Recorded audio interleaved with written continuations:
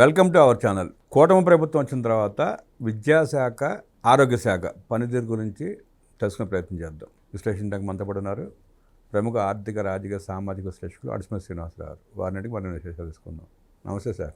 నమస్కారం అండి. కూటమి ప్రభుత్వం వచ్చిన తర్వాత విద్యాశాఖ, ఆరోగ్య శాఖ సత్యకుమార్ యాదవ్ గారు నిర్వహిస్తున్నారు. విద్యాశాఖ లోకేష్ గారు నిర్వర్తిస్తున్నారు. విద్యాశాఖలో పెను మార్పులు వచ్చినాయి. నాడు నేడు అని చెప్పి గత ప్రభుత్వం ప్రచారం చేసుకుంది, కానీ వాస్తవంగా ఈరోజు నాడు నేడు అనుకోవాలి మనం. ఆ రకంగా తీర్చిదిద్దాడు ఆయన. పామర నియోజకవర్గంలో ఒక ఉన్నత పాఠశాలల్లో, ప్రాథమిక పాఠశాల అనుకుంటా, విద్యార్థులు మేము ప్రభుత్వ పాఠశాలకు వెళ్తామని చెప్పి ఆ పాఠశాలకు వెళ్ళటం, అక్కడ చదువుకునే పిల్లలందరూ కూడా అద్భుతంగా చదువుకోవడం జరుగుతూ ఉంది. ప్రశంసలు అందుతూ ఉన్నాయి. విద్యాశాఖ గురించి, ఆరోగ్య శాఖ గురించి మీరు ఎట్లా చూస్తారు, ఎట్లా విశ్లేషిస్తారు? ఇప్పుడు యాక్చువల్గా అత్యంత క్లిష్టమైన శాఖలు ఏమన్నా ఉంటే విద్య, వైద్యం, ఆరోగ్య శాఖ, అలాగే రెవెన్యూ. వీటి తర్వాత స్థానంలో హోము, ఇలాంటివన్నీ వస్తాయి. ఏంటంటే ఎందుకంటే పబ్లిక్ డైరెక్ట్గా ఎఫెక్ట్ అయ్యి పబ్లిక్ దీని తాలూకు కష్ట నష్టాలను డైరెక్ట్గా తీసుకుంటారు. దీన్ని విద్యాశాఖ అంటే ప్రతి ఇంట్లోని వాళ్ళ ఒకనాడైతే ఒక 40-50 ఏళ్ళ క్రితం అయితే మేము చిన్నప్పుడు మేము చదువుకున్నప్పుడు అయితే ఒక గ్రామంలో జనాభా 2000 మంది ఉంటే చదువుకునే పిల్లలు ఒక 200 మంది ఉంటే 20 మంది 30 మంది చదువుకునేవారు. ఇటు బడుగు బలహీన వర్గాల నుంచి. ఇవాళ 100 మంది వస్తున్నారు. ఎందుకు నేను చెప్తున్నానంటే, ఒకనొకప్పుడు ఓ 10 ఏళ్ళ కుర్రాడు ఉంటే ఎవరో ఒక రైతు దగ్గర కమతం పెట్టేసేవారు, దూడ కాయటానికో లేకపోతే చిన్న చిన్న పనులు చేయటానికో. అతన్ని కూడా ఆదాయ వనరుగా చూసేవారు ఆ కుటుంబం. ఇంట్లో 3-4 పిల్లలు ఉంటే నలుగురిని 4 చోట్ల 4 రైతుల దగ్గర కమతం పెట్టడం, వాళ్ళ మీద వచ్చి తర్వాత కుటుంబం అంతా కూలో నాలో చేసుకోవడం, భూమి ఉంటే 1 ఎకరం 2 ఎకరాలు వ్యవసాయం చేసుకోవడం, భూమి ఉన్న వాళ్ళేమో పిల్లల్ని వాళ్ళ భూమిలోనే పని చేయించుకోవటం తప్ప చదువుకు పంపించేవారు కాదు. అప్పుడు కూడా విద్య అది ఫ్రీయే. బోర్డు స్కూల్లో, హై స్కూల్లో కూడా ఫ్రీయే. నామినల్ ఫీజులు ఉండి హై స్కూల్లో, ప్రాథమిక విద్య ఫ్రీ, స్కూల్లో జాయిన్ చేయటం అంతే. మీకు ఉన్నత విద్య అంటే జిల్లా పరిషత్ హై స్కూల్లో నామినల్ ఫీజులు ₹6-7 టర్మ్ ఫీజు ఉండేది. అది కూడా ఎస్సీ ఎస్టీలకి కొంచెం తక్కువ, అసలు జీరో. అది కాకుండా స్కాలర్షిప్లు కూడా ఇచ్చేవారు. అప్పుడే ఒక 70, 80, 100 స్కాలర్షిప్లు కూడా వచ్చాయి అప్పట్లో. అయితే ఇప్పుడు ప్రస్తుతం విద్యాశాఖ వాళ్ళకి స్కూల్ బ్యాగులు, బట్టలు ఉచితంగా ఇస్తున్నారు. పిల్లల్ని చదివించుకునే వాళ్ళకి తల్లికి వందనం డబ్బులు వేస్తున్నారు. మధ్యాహ్నం భోజనం, నాణ్యమైన భోజనం పెడుతున్నారు.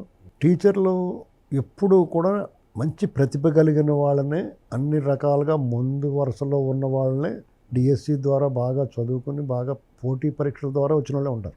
ఇటీవల కాలంలో ఎవరున్నా మా అప్పుడు కొంతమంది రికమెండేషన్ మీద వచ్చినా వాళ్ళు కూడా చదువుకున్న వాళ్ళు వచ్చేవారు. కానీ అప్పుడున్న డెడికేషన్ మధ్యకాలంలో చాలా తగ్గిపోయిందండి. మేము చదువుకున్నప్పుడు విద్యార్థులను సొంత పిల్లల్లో చూసేవారు. వాళ్ళు ఏ స్వార్థం లేకుండా 195 మంది పాఠాలు చెప్పటం, పిల్లల్ని బాగా చదివించి పరీక్షల్లో ఉత్తీర్ణత బాగా పైకి రావాలన్న ఆలోచనే ఉండేది మా గురువులందరికీ. మేము ఎప్పుడన్నా వెనకబడి ఉంటే మాకు ప్రైవేట్గా ట్యూషన్ కూడా చెప్పి ₹1 ఆశించకుండా ట్యూషన్, కొంతమంది డబ్బులు తీసుకుని ట్యూషన్ చెప్పి 10 పరకం. మాకైతే 1-2-3 మాస్టర్లు ఉండేవారు. వాళ్ళు నేను చెంబుడు పాలు రోజు పట్టి మాకు పాడి ఉండేది. ఒక పాలు పట్టుకొచ్చి ఇస్తానంటే కూడా పాలు పోయించుకునేవాడు, కానీ ఫ్రీగా తీసుకునేవాడు, డబ్బులు ఇచ్చేవాడు. అప్పట్లో అంత లీటర్ ₹1-2 ఉండేది. ఆయన ఒక అర లీటర్ పాలు తీసుకునేవారు మా ఇంటి దగ్గర నుంచి కాఫీలకి. దానికి 1 లీటర్ పాలు ఇచ్చేవాళ్ళు. దానికి ₹2 ₹1.5 లెక్కట్టి నెలకు ₹45, ₹40 ఇచ్చేవాడు. ఇక వద్దండి బాబు మేము ట్యూషన్ చెప్పి అస్సలు ₹1 నేను తీసుకొని చదువు చెప్పినందుకని వాడు. సుబ్రహ్మణ్యం గారిని మాస్టర్ బ్రాహ్మలో, అలాగే కృష్ణమూర్తి గారిని మాస్టర్ ఉండేవాడు. ఆయన ఫీజు తీసుకునేవాడు, కానీ ఇత్తే తీసుకునేవాడు లేతలేదు. కానీ అంత బాధ్యత. 10 మంది చదువుకునేవాడు ఆయన దగ్గర 2-3 బ్యాచ్లుగా. అలాగే బాలరాజు గారు ఉండేవాడు మాస్టర్. ఆయన అంతే 3-4 బ్యాచ్లు, గంటన్నర అలాగే 2-3 బ్యాచ్లు. ఆయన స్కూల్లో చెప్పేవాడైనా బాగా పొద్దునే చెప్పేవాడు, రాత్రులు చెప్పేవారు. మమ్మల్ని సానబెట్టి జాగ్రత్తగా మా చేత పునశ్చరణలో మళ్ళీ చదివించడం, తెలియకపోతే చెప్పడం, క్లాసులో పరీక్షలు కాకుండా ఇక్కడ కూడా పరీక్షలు పెట్టడం, ఇక్కడ కూడా మంచి మార్కులు వస్తే ప్రశంసించడం, ఉత్సాహాన్ని ఇవ్వడం, ఇవన్నీ చేసేవారు. సేమ్ అదే పనితీరు ఇప్పుడు కనపడుతుంది స్కూల్లో. అప్పుడు మా చదువుకునే వాళ్ళకి స్కూల్ యూనిఫారం అది మేమే కొనుక్కోవాలి, మా భోజనం మేమే పట్టుకెళ్ళాలి, అంతే. మా ట్రాన్స్పోర్ట్ మాదే, పుస్తకాలు మేమే కొనుక్కోవాలి. ఇప్పుడు అలా కాదు, అందరికీ కూడా పుస్తకాలు, యూనిఫారాలు, బ్యాగులు గవర్నమెంట్లో. ఇంకో విషయం చెప్పిన మీకు, ఎవరో ప్రచారం చేయింది, ఎవరో దాని గురించి మాట్లాడింది గురించి చెప్పిన. మొన్న మధ్య నేను ఒక చోటకి వెళ్ళినప్పుడు ఓ పిల్లోడు స్కూల్కి వెళ్తున్నాడు. మీరు ఇక్కడి నుంచి అక్కడికి వెళ్తానికి ట్రాన్స్పోర్ట్ అది ఏదంటే ఒక 600 ఇస్తున్నారు నెలకి. ప్రభుత్వం అది ప్రచారం లేదు, అసలు తెలీదు ఎవరికైనా. నా బుర్ర పాడైపోయింది. ఎంత బాగుందరో బాగు అనుకున్నాడు. ఇది ఈ ప్రభుత్వంలో ఉన్న కానీ మన చిన్నప్పటికి ఇప్పటికి చాలా మార్పులు వచ్చినాయండి. ఆనాడు ఉచితంగా ఇవ్వండి, ఇవాళ ఉచితంగా ఇవ్వాల్సి వచ్చిన పరిస్థితి వచ్చింది. అంటే వాళ్ళ విద్యలో ఆసక్తి పెరిగింది అందరికీ. అలాగే దాని కారణం ఏంటంటే మానవ వనరులు మనం తయారు చేయాలనుకుంటున్నాం. ఇప్పుడు చంద్రబాబు నాయుడు గారి జనాభా పెంచమన్నది కూడా ఏంటంటే భవిష్యత్ తరాలకి మన మానవ వనరులు అంటే పెద్ద ఆస్తి, యాడికి వాళ్ళకి అనేమని కాదు. దాన్ని విక్రిస్తున్నారు, విక్రించుకుని ఆళ్ళపళ్ళే బయటపడతాయి. చంద్రబాబు నాయుడు గారు ఏదైనా చెప్పినట్టు 2020 అన్న అలా విక్రించారు, మీరు అన్న అలా విక్రించారు, ఇలాంటివన్నీ బోల్డ్ విక్రించారు. ఇప్పుడు ఈ ప్రభుత్వాలు జగన్మోహన్ రెడ్డి కూడా నాడు నేడు అని స్కూల్ బిల్డింగ్లు ఉన్న కొత్తగా కట్టిన బిల్డింగ్లు రంగులేసి అతను రకరకాల అతను చేసాడు, మేము చేయలేదు అంట్లా. అతనంతా ఏంటంటే ప్రచార యావలో పడ్డాడు. వీళ్ళు ప్రచారం కూడా చేసుకుంటలేదు. అవును. ఇప్పుడు మీరు చెప్పిన 600 రూపాయలు ప్రయాణ ఖర్చులు ఇంతవరకు అసలు ఎవరికి తెలియదు. నాణ్యమైన భోజనం మొత్తం నిరంతర పర్యవేక్షణ ఉంటుంది. ఇదంతా నేను ఎందుకు చెప్తున్నానంటే నేను సాయంత్రం ఒక ఆయన ఫోన్ చేశాడు. నేను ఒక ప్రభుత్వ స్కూల్కి వెళ్ళానండి, అసలు ఎలా చెప్తున్నారేటో చూద్దామని. మొన్న అందరూ బాగా పాస్ అయ్యారు కదా, బాగానే ర్యాంకులు వచ్చినాయి. బాగా ఉన్నత విద్య 10th క్లాస్ ఎగ్జామ్స్లో ప్రభుత్వం మంచి ర్యాంక్స్ వచ్చినాయి. ఈనాడు లాంటి పత్రికల్లో ఫుల్ పేజీ యాడ్ వచ్చిందంటే పత్రికల్లో ఎవరో గవర్నమెంట్కి సంబంధించిన నాయకులు ఎవరే లేకుండా ఓన్లీ స్టూడెంట్స్ ర్యాంకర్సే ఫోటో పడిందంటే అది మామూలు అచీవ్మెంట్ కాదండి. అది జరిగింది కదా. అసలు ఎలా ఉందేటి ప్రాథమిక విద్యా పాఠశాలలో కూడా ఎలా ఉన్నాయో చూద్దామని వెళ్ళాడంట. ఆయన బయట క్లాస్ రూమ్ బయట నిలబడి వింటుంటే 4వ తరగతి 5వ తరగతి లెక్కల మాస్టర్ అయినా పంతులు గారు ఆయన చెప్పి విధానానికి ఈయన మంత్రముగ్ధుడైపోయాడు. నిజమండి, ఇది జరిగిన విషయం. అది ఎక్కడో కాదు, పమిడిముక్కల మండలం ఉందా, పామర్ కాన్స్టిట్యున్సీ మా కాన్స్టిట్యున్సీ. ఓకే అక్కడ హనుమంతపురం అనే ఊరు. హనుమంతపురం కావాలంటే ఎవరిని వెళ్ళి ఎంక్వైరీ చేసుకోవచ్చు. పమిడిముక్క మండలం హనుమంతపురం. ఎమ్మెల్యే వర్ల అబ్బాయి విజయ్ కుమార్ ఎవరు ఉన్నారు.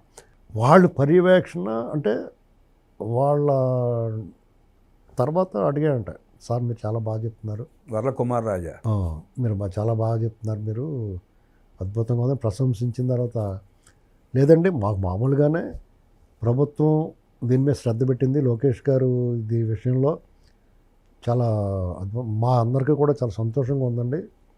అంటే టీచర్స్ కమ్యూనిటీలో ఒకప్పుడు చంద్రబాబు నాయుడు గారు టీడీపీ మీద చాలా వ్యతిరేకత ఉండేదండి. చానాళ్ళు మొన్న 2014లో ఆయన అధికారంలోకి వచ్చిన తర్వాత ఉద్యోగస్తులందరికీ కూడా చాలా ఇన్సెంటివ్స్, ఫిట్మెంట్లు రకరకాలన్నీ పెంచినా వాళ్ళలో వ్యతిరేకత పోలా. టీచర్స్ అండ్ ఉద్యోగులు కూడా.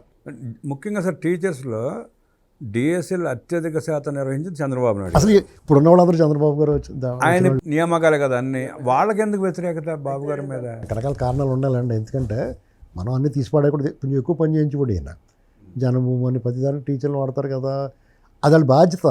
ఎవరైనా అలాగే చేయించారు, కానీ ఈయనకి ఆ పేరు పడిపోయింది. తర్వాత ఈయన కొంత వెసులుబాటు ఇచ్చాడైనా చేశాడు. కానీ జగన్మోహన్ రెడ్డి వచ్చినప్పుడు వీళ్ళకి ఆత్మగౌరవాన్ని దెబ్బతీశాడు.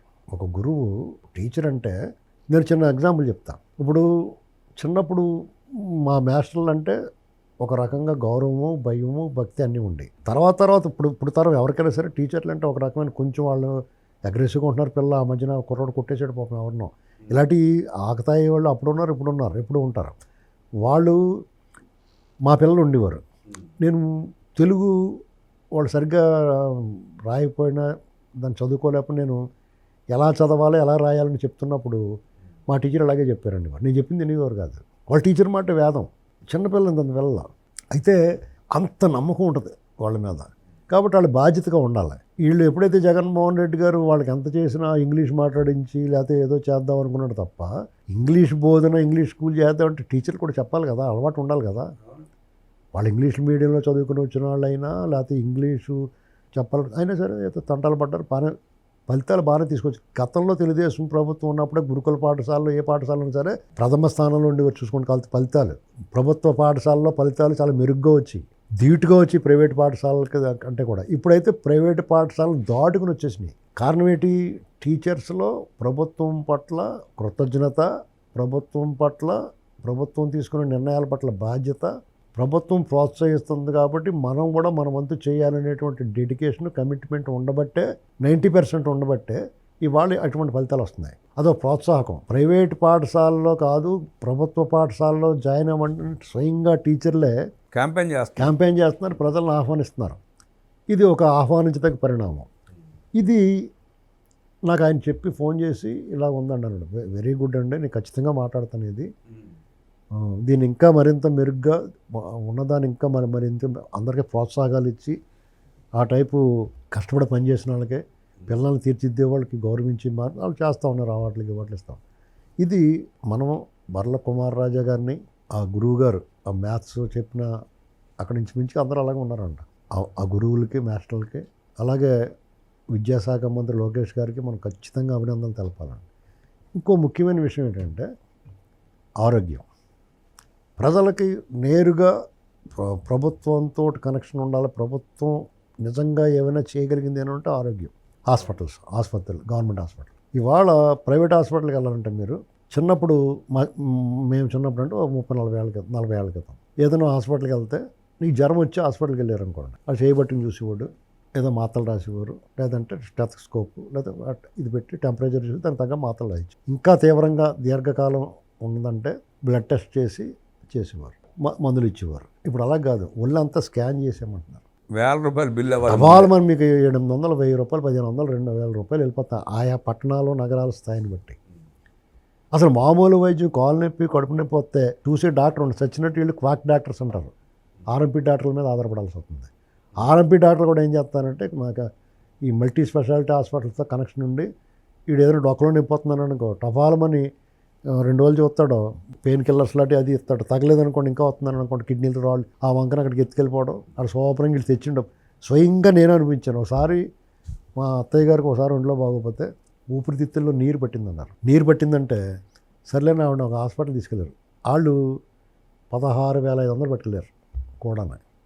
రాజమండ్రిలో ఒక హాస్పిటల్కి పట్టుకెళ్తే నేను ఈ లోపల ఆ హాస్పిటల్లో డాక్టర్ గారికి నాకు తెలిసిన వాళ్ళు ఒకరి చేత ఫోన్ చేయించి వెళ్ళాను. నేను కాకినాడలో ఉన్నప్పుడు వెళ్ళేటప్పటికి ఆ ఊరి నుంచి వీళ్ళని తీసుకొచ్చి ఆర్ఎంపీ డాక్టర్ తీసుకొచ్చాడు, జాయిన్ చేసాడు. ఆవిడకి రకరకాల టెస్టులు రాసేశారు. ఒక పూటలో ఆ నీరు తీసేయటం మీద అయిపోయింది. తర్వాత ఇంకా డిశ్చార్జ్ చేయొచ్చు అంటే చూద్దాం ఆ రిపోర్ట్ రావాలంటున్నారు. ఆ రిపోర్ట్ పట్టుకెళ్తే అది ఎప్పుడైనా రావచ్చండి, కనీసం 10 రోజులు పడుతుంది అన్నారు. అంటే 10 రోజులు ఇక్కడ ఉండిచ్చేస్తానికి ప్లాన్ అన్నమాట వీళ్ళు. ఈ లోపల వాళ్ళు ఏం మాట్లాడుకున్నారంటే ఇప్పుడు తెచ్చింది 16,500 ఉన్నది. అప్పుడు కొన్ని టెస్టుల కింద కొన్ని మందుల కింద ఆ 2 రోజుల రూమ్కి అదే స్పెషల్ రూమ్ మీద తర్వాత ఐసీయూలో అటు సరిపోయి ఇంకా వద్దులే డిశ్చార్జ్ చేద్దాం అనుకున్నారు. అప్పుడు నేను వెళ్ళిన డాక్టర్ గారి దగ్గరికి వెళ్ళి నేను పలానా ఫోన్ చేయించాను కదంటే 1,000-1,500 తగ్గించారు. అంటే వీళ్ళు ఒక 50,000 తెచ్చారనుకోండి, ఫోన్లో బ్యాలెన్స్ ఉన్నంత వరకు నాకేసినట్టు నాకిద్దరు అనమాట. అర్థమైందా? ఇలాంటి దోపిడీ నేను రాట్లకు వ్యతిరేకం కాదు. వైద్య శాఖ హాస్పిటల్ బోళ్ళని పెట్టుబడులు పెట్టి వస్తున్నారు. అవసరమైన దానికే చేయాలి, అవసరం లేని దానికి కూడా భయం వేసేస్తుంది. ఇప్పుడు నేను కసక్కని తగ్గాను కదా, ఇప్పుడు ఆ దగ్గు చూపించుకుందామంటే నువ్వు ముందెళ్ళు ఒక 5,000-6,000లో ప్యాకేజ్ ఉంది మొత్తం చూపించుకుంటున్నారు. ఇప్పుడు ఎవడ ఆరోగ్యాన్ని వాడు చూసుకోవాలి. ఆరోగ్యమే మహాభాగ్యం, హెల్త్ ఈజ్ వెల్త్, ఇవన్నీ కరెక్టే. కానీ మన జేబు కూడా సపోర్ట్ చేయాలి కదా. నాకు తెలిసిన డాక్టర్లో మేము దాటుకుని వచ్చేసాం. మేము చాలా అదృష్టవంతులం. ఎందుకంటే తలపోటు వస్తే తలపోటుకి ఇచ్చేవారు ట్యాబ్లెట్, తలపోటు తగ్గించేవారు. తలపోటు వస్తే మోకాల ఆపరేషన్ ఎప్పుడు చేయలేదు మాకు. అర్థమైందండి? ఇప్పుడు అది జరుగుతూ ఉంది. ఇప్పుడు అది జరుగుతుంది. దాన్ని నివారించాలంటే ఏకైక మార్గం ప్రభుత్వ హాస్పిటల్ మెరుగైన చికిత్స అందించాలి, వసతులు కల్పించాలి. ఆ ఆరోగ్య శాఖ కూడా ఆ మంత్రి గారు దాని మీద దృష్టి పెడితే మంచి పేరు వచ్చేది. ఇక మీరు ఏ ముద్ర ఇచ్చగలదు. ప్రభుత్వ ఆసుపత్రులని ప్రైవేట్ ఆసుపత్రులకు ధీటుగా ఈ ప్రభుత్వం పూనుకుని ప్రైవేటుకు ధీటుగా ప్రభుత్వ హాస్పిటల్ మీరు ఏమైనా చేయగలుగుతారు. బోళ్ళని డబ్బు పోసేస్తున్నారు ఆరోగ్యశ్రీకి. ఆ డబ్బు అంతా రాజశేఖర రెడ్డి ఈ దరిద్రాన్ని అంటించిపోయాడు. మీకు ఆరోగ్యశ్రీ చాలామంది ఏమనుకుంటున్నారంటే మాకు దేవుడు మమ్మల్ని బతికిచ్చాడు అనుకుంటున్నారు. నీకు అవసరం లేకపోతే ఎడాపెడా కోసి స్టంట్లు వేసి పడుతున్నారు. ప్రజలకు అర్థం కాక అనుకుంటున్నారు, కానీ ఆ వ్యవస్థను నాకు కూడా చేశాడు. ఆ మధ్యన ఒకసారి ఏదో ఒక 10 ఏళ్ల క్రితం కొంచెం యాంగ్జైటీగా ఉందని హాస్పిటల్లో జాయిన్ అయితే మీకు స్టంట్ పడద్దు అంటున్నారండి అన్నాడు. అయితే ఆ డాక్టర్ నా మిత్రుడు, అందులో ఒక డాక్టర్ గారు నా దగ్గర ప్రస్తుతం డబ్బులు నువ్వు పెట్టుకో తర్వాత ఇస్తానంటే వద్దులే పర్లేదు తర్వాత చూసుకోవచ్చు అని పంపించారు. అర్థమైందా మీకు? అంటే ఇలా ఉంటుంది. దీని ఇప్పుడు అదొక సెన్సిటివ్ మ్యాటర్. నిజంగా అతను నమ్మలేకపోతున్నాం. అవసరం ఉండి చెప్తున్నాడో డబ్బులు లాగేయటానికి చెప్తున్నాడు అనేటువంటిది అత్యంత సన్నిహితుల మీద కూడా అనుమానం వచ్చే పరిస్థితి ఇక్కడ ఏడుతుంది. ఈ ఆరోగ్యశ్రీ వల్ల వచ్చిన దరిద్రం అది. అదే డబ్బు నువ్వు గవర్నమెంట్ హాస్పిటల్లో కప్పెట్టేసి ఒక డాక్టర్కి 10 డాక్టర్లు పెట్టి ఓపీలు 6-7 ఓపీలు పెడితే ఏమడి కార్పొరేట్ హాస్పిటల్లో మాత్రం మనం ఇల్లు అంటే చూస్తున్నారేంటి? అవును, అక్కడ కూడా మా లైన్లో గంటలు గంటలు కూర్చోవాలి కదా మనం. ఇది ప్రక్షాళన చేస్తే ఈ ప్రభుత్వం చాలా మంచి పేరు వస్తుందండి. విద్యాశాఖని చాలా వరకు ప్రక్షాళన చేసి బ్రహ్మాండంగా నడిపిస్తున్నారు, ఫలితాలు సాధించారు, స్పష్టంగా కనపడిపోయినాయి. అదేవిధంగా వైద్య శాఖను కూడా, వైద్య విషయంలో కూడా ఆ పెచ్చులు ఊడిపోతున్నాయి కట్టాన్ని రాస్తున్నారు.